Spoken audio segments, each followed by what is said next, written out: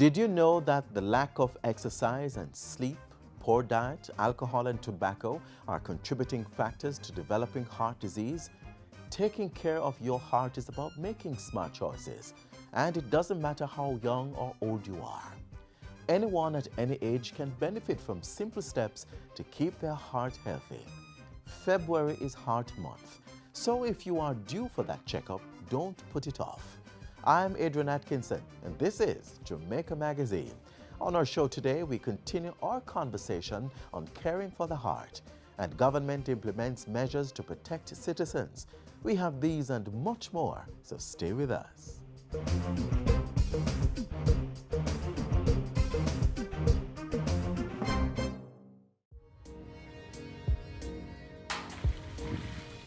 So, dear man, this strata thing you're telling me about, who manage all of that? The strata is managed by an executive committee elected at an annual general meeting. They ensure that the property is insured, keep accounting records, prepare the budget for the year, and submit annual returns to the commission. Annual returns? Yes, man. Annual returns are audited financial statements or a copy of the accounts prepared in accordance with generally accepted accounting principles for the financial year and must be filed within 120 days after the end of the financial year. For more information on strata living, contact the Commission of Strata Corporations.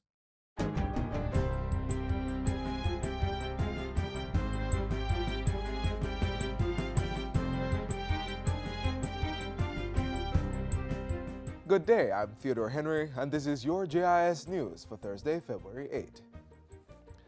Jamaica and the United States have agreed to strengthen security cooperation to more effectively combat transnational organized crime. The governments made the commitment Wednesday during a 3-hour visit to the island by United States Secretary of State Rex Tillerson. The sharing and exchange of intelligence is critical to the safety and security of our two countries and the wider region. Jamaica is our closest partner in this region. We appreciate the government of Jamaica has made important progress combating the lotto scams, cooperating closely with U.S. authorities to extradite suspected lotto scammers to the United States and establishing a bilateral lotto scam task force. Commitments have also been given to continue the support of the two countries' security forces, criminal justice systems, as well as anti-corruption and anti-gang programs. In the meantime, Prime Minister Andrew Holness says Jamaica is exploring new opportunities for energy diversification with the United States of America. With the new dynamics in the global trade in energy, and with the United States now becoming a net exporter of energy resources, Jamaica can, in this new paradigm, benefit from that. Mr. Holness was responding to questions posed by journalists during yesterday's press conference involving U.S. Secretary of State Rex Tillerson. Concerns have been raised about regional energy security as the United States steps up its sanctions against Venezuela, a regional oil supplier. For his part, Mr. Tillerson said considerations would be given to the impact of U.S. actions on Caribbean countries that import Venezuelan oil. I don't want to get into specifics because we're going to undertake a very quick study to see are there some things that the U.S. could easily do with our rich energy endowment, with the infrastructure that we already have available. What could we do to perhaps soften the impact of that? Jamaica was the last stop on the U.S. Secretary of State's week-long visit to Latin America and the Caribbean region. In other news, the Electoral Office of Jamaica, EOJ, says it's in full preparation mode for the by-elections in the St. Andrew Northwestern constituency and the Norman Gardens division. The by-elections are scheduled for March 5, and nomination day is set for next Monday, February 12. Nominations will be accepted between 10 a.m. and 2 p.m. at the Pembroke Hall Community Center in St. Andrew Northwestern, and from 12 noon to 2 p.m. at the Windward Road Primary and Junior High School for Norman Gardens. 112 polling stations will be used in Northwestern St. Andrew and 52 in Norman Gardens. 420 Election Day workers will be employed to conduct both elections, and the EOJ says personnel are being trained to use the electronic voter identification system in both elections. The Electoral Office of Jamaica has submitted a $41 million budget to execute both by-elections. The St. Andrew Northwestern by-election is being held to select a replacement for Member of Parliament Derek Smith, who recently announced his retirement from active politics. Meanwhile, the Norman Gardens Parish Council seat became vacant last year when Angela Brown Burke resigned as councillor to run as Member of Parliament for St. Andrew Southwest. The Water Resources Authority, WRA, has officially launched the introduction of a volume-based fee, VBF, that will be charged to all persons or entities that have a license to abstract and use water in Jamaica. The move is largely in response to increased demand for water resources and the resulting need to protect against overpumping. WRA's Managing Director, Herbert Thomas, says the fee is intended to be both a regulatory and an economic instrument. On the one hand, it will be a catalyst for reducing water demands through increased efficiency and effectiveness in the usage of water allocated to the various abstractors. The VBF will also supplement the budgetary subventions needed to enhance our compliance monitoring and to provide financing support to the capital works of expanding the national hydromet network on rivers and wells. Minister Horace Chang, who launched the water abstraction fee on Wednesday, says the revenue will allow the WRA to continue critical research on managing our water resources. The implementation of the abstraction fee and the benefits to be derived in securing our own water resource is in line with the United Nations Sustainable Development Goals and our own vision of 2030 vision, which sees the access to clean potable water for all Jamaicans as a critical development objective. Fees are due on April 1 each year for the duration of the license, though licensees may make arrangements to pay quarterly or half-yearly. The charges are calculated at less than $1 per 1,000 gallons of water. The lowest rates are applied to non-consumptive users, while the highest rates are charged to industrial and agricultural uses. And finally, the Buff Bay and Iris Gelly primary schools have received grants valued at $10 million to bolster projects at the institutions. The funds were dispersed by the Embassy of Japan under its Grant Assistance for Grassroots and Human Security project.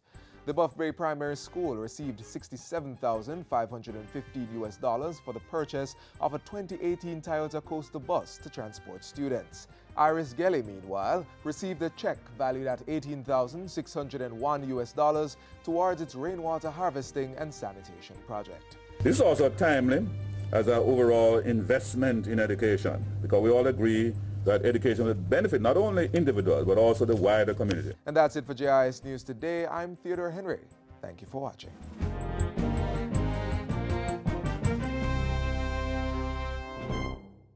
Don't make diseases spread. Wash your hands with soap and water instead. Wash them regular or use a hand sanitizer. Make sure the germs them dead. Touching your eyes or your mouth or your nose. Wash your hands before you do things like those. After you use the bathroom before preparing food, come on, wash your hand them clean. Vision 2030 goal is about creating a society that is secure, cohesive and just. And the government, through its crime-fighting measures, is working towards achieving this goal.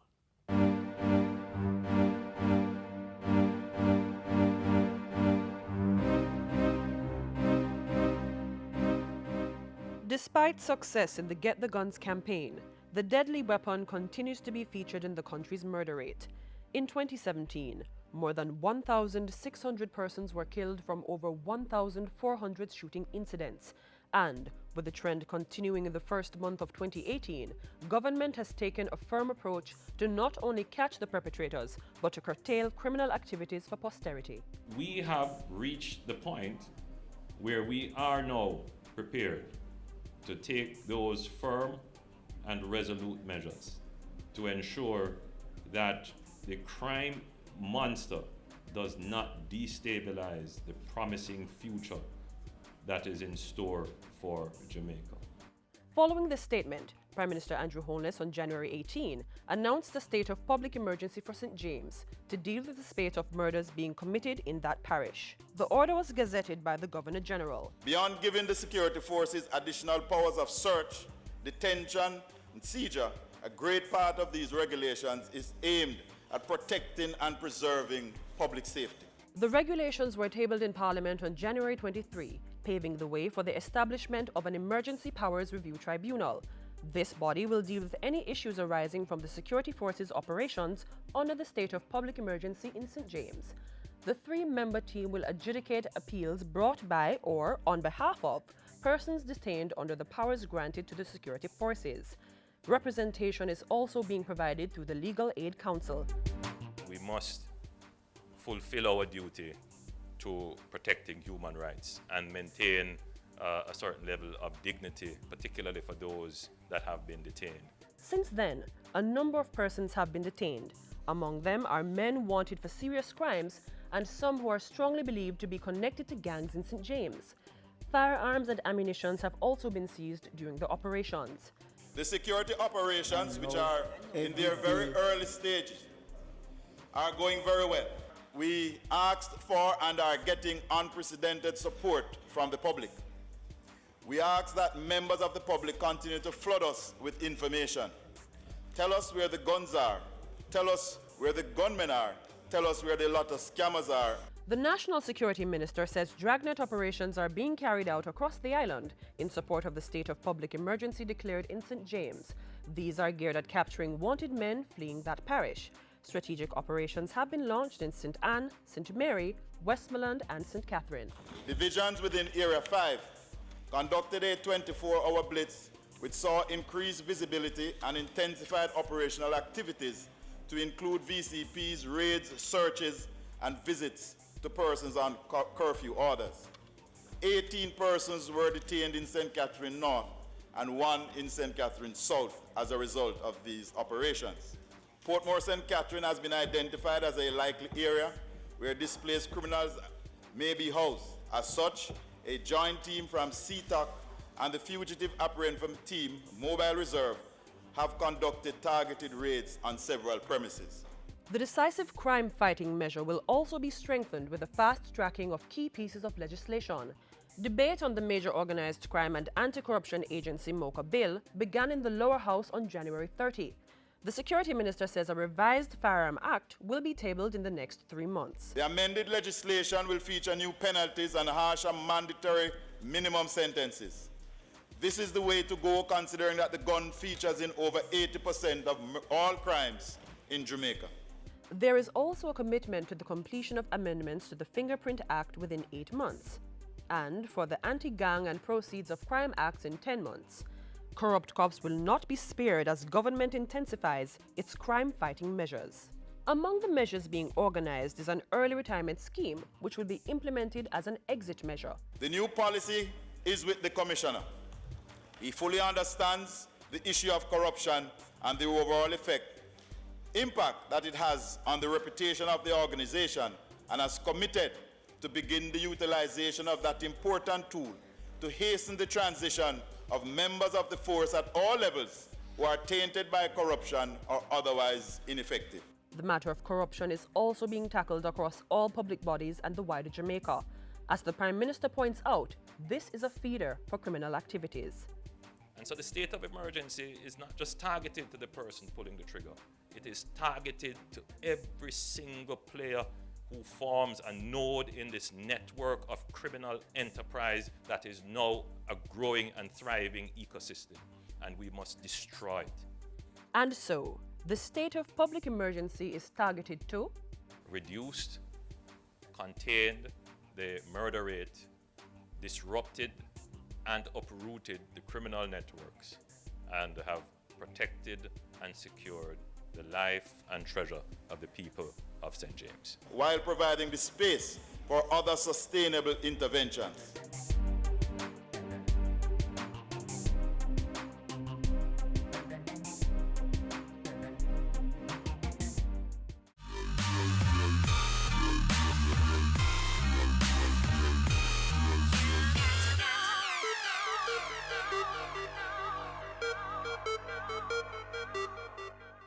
As we engage in activities to observe February as Heart Month, we highlight a few causes of heart failure.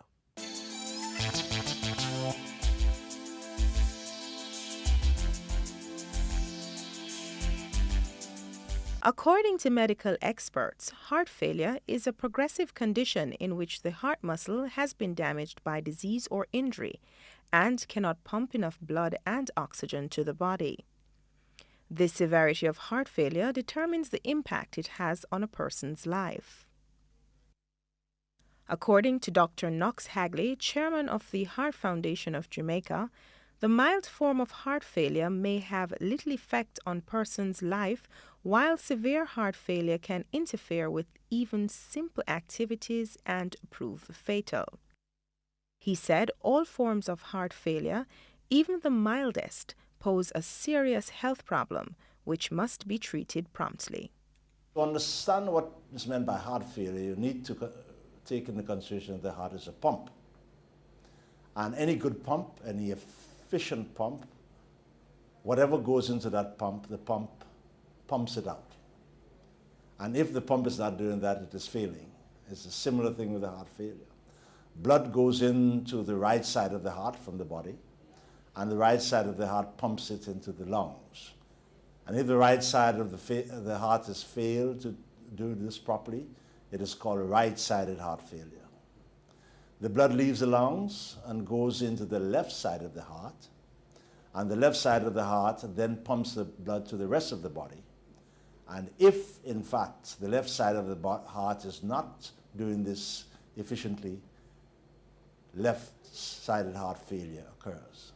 And quite often, both left and right sides of the heart have failed in such a case, and so we call that congestive heart failure. The term congestive heart failure is often used to describe all patients with heart failure. Dr. Hagley said, in reality, congestion, that is, buildup of fluid, is just one of the features of the condition and does not occur in all patients. He said there are a number of diseases that affect the heart that could result in heart failure. These, he said, vary with age and family history. Some children are born with heart disease, and we call that congenital heart disease. One of the most common causes of congenital heart disease was German measles. And a number of the children who were born with conditions like hole in the heart, for instance, were due to the fact that the mother had German measles at the time that the organs in the fetus were developing. So the development of the heart was affected. Then we go on to the older children. And in the children, usually from 5 to 12, 15, but it may occur at earlier age, is a condition called rheumatic heart disease. This is really a manifestation of rheumatic fever, which occurs predominantly in children with fever, and it presents with fever and pains in the joints, and in such a case, the heart may be affected. We see this among children, even new cases. And it is rheumatic heart disease is in fact still one of the major causes of cardiac surgery that we see here.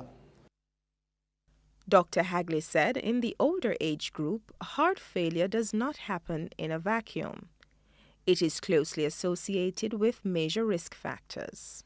We look at things like high blood pressure, which may begin to appear usually in the 30s, sometimes early on. But long-standing high blood pressure will lead to heart disease, because high blood pressure, in addition to the fact that it gives the left side of the heart extra work to do, and so the heart muscle will become enlarged, as you would expect. But in addition to that, the high blood pressure causes certain changes in the arteries which carry the blood to the tissues. And the result of those changes really is a narrowing of the channel to the arteries, and that includes the arteries which are carrying blood to the heart muscle. The other major cause of heart disease in adults in today's world is a condition called coronary heart disease. That is the disease that leads to heart attacks, for instance. Everybody knows about heart attacks. Well, the changes which occur in this condition are the changes that are different from high blood pressure in that the changes occur on the lining of the arteries, as you see here. And eventually, those changes lead to narrowing of the vessels and then inadequate blood flow. If that vessel becomes blocked, a heart attack will occur. And of course, the heart, part of the heart muscle which was dependent on that blood flow will be affected. Sometimes it may be a much more insidious process that the individual may not recall having a heart attack in a sense, but over the years, the channels become so narrow that the blood flow throughout is reduced, so the heart as a whole suffers from this, and they go into heart failure eventually. Patients can minimize the effect of heart failure by controlling the risk factors for heart disease. Obvious steps include quitting smoking, losing weight if necessary, abstaining from alcohol, making dietary changes by reducing the amount of salt and fat consumed, and exercising regularly is also helpful for many patients, but a doctor should carefully recommend the amount and intensity. Causes of heart diseases that could lead to heart failure are high cholesterol levels, high blood pressure, diabetes and abnormal blood sugar levels, obesity, and smoking.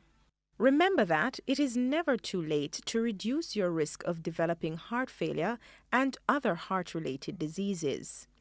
But the time to act is now.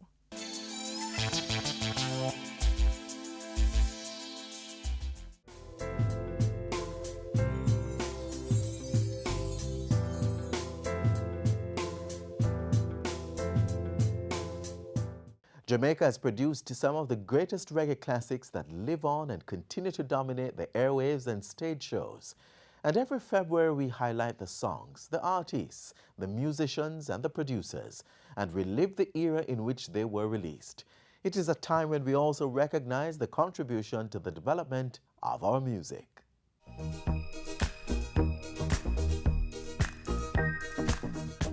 The 2012 National Honors and Awards recognized 7 members of the music industry: Toots Hibbert, Bunny Wailer, Peter Ashbourne, Lee Scratch Perry, Tony Gregory, and Clinton Jackson, with the very rare Order of Merit also given posthumously to the late Peter Tosh. Jamaican music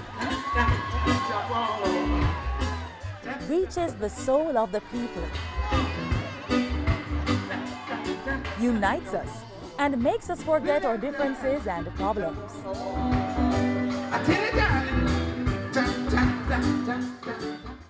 Musicians past and present have made a lasting impression on this lucrative and entertaining industry, leaving those touched by their works with no choice but to pay tribute. Mr. Frederick Nathaniel Toots Hibbert.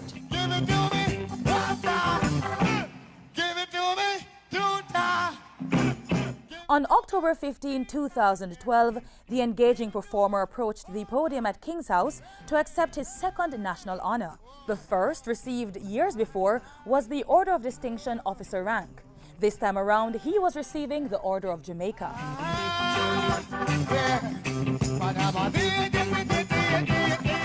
A singer and songwriter, as well as a player of instruments, Frederick Toots Hibbert has made significant contribution to the development of reggae music in Jamaica. His contribution also spans festival song competitions, winning with songs such as Sweet and Dandy and Wata Bam Bam. Sitting in the midday sun, watching where my meal is coming from. In the 50th year of his music career and the 25th of his passing, Peter Tosh was honored with the Order of Merit posthumously, the third highest national award in Jamaica. Long overdue, some might add. This was received by his daughter, Nyambi McIntosh. Peter Tosh was honored for his influential contribution to the evolution of reggae music. Said if you live in a glass house, don't throw stones. And if you can't take blows, brother, don't throw blows.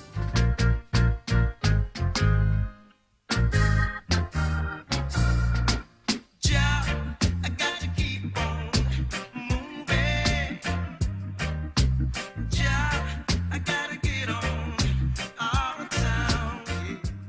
Another revolutionary and holder of the Order of Distinction Commander rank, Bunny Wailer's musical career continues to shape the development of Jamaica's music, resulting in his second honor, the Order of Jamaica, on October 15, 2012. His son Abijah Wailer received on his behalf. He's done a lot for Jamaica in general, but reggae music and music, he's seen it through a lot of stages and he's seen it go through a lot of genres to become what it is today. So I think he would feel, I think he does feel like he deserves such an award, and like I said, he's Honorable Neville Livingston now, so he's very proud. That's why I stand to predominate. I stand to predominate. 2003 Grammy-winning producer Lee Scratch Perry was among the likes of Peter Ashbourne to join the commander rank in the Order of Distinction. A veteran musician and producer, Lee Scratch Perry played a major role in the development and acceptance of reggae and dub music in Jamaica and overseas. Play on, Mr. Music. Play on.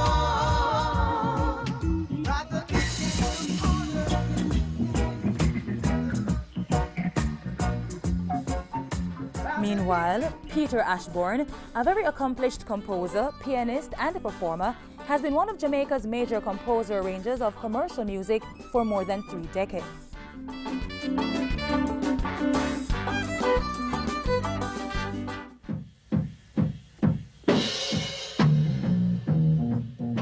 Noted as one of Jamaica's most important and distinctive reggae bass players and pioneers, Clifton Jackie Jackson is also one of the founding fathers of Jamaican popular music. His role in the growth and development of our music during the ska era of the mid-1960s helped to usher in another of Jamaica's musical styles, rocksteady. Gypsy, turn on my love light. Released in 1982, Gypsy Girl remains a favorite among music lovers and to date is one of Tony Gregory's signature songs. In the music industry for decades, this reggae, soul and R&B recording artist has worked alongside Byron Lee and the Dragonaires as lead vocalist in the 60s. The way that you go, sun is shining on the red and shade. You're on the beat, you're dancing deep. To the rescue, get a rescue, be lying. Hey, and anything you can do, I can do it better. I'm the best. I said I tried.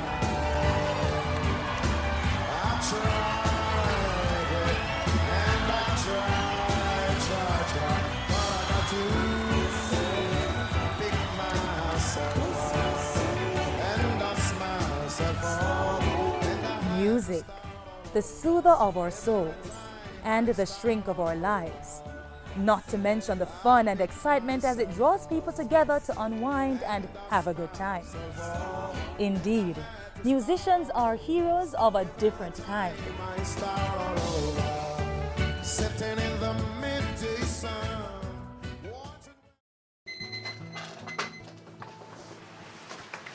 Oh God, I really wish I could retire right now. It's high time I start my own business. Well, honey, don't you think you should apply to the early retirement program? Look how long we are talking about that. You know, you're right. The SERP is for eligible government employees between 50 and 59 years old. Speak with your HR department or see the press for details. Deadline is February 16. Apply now.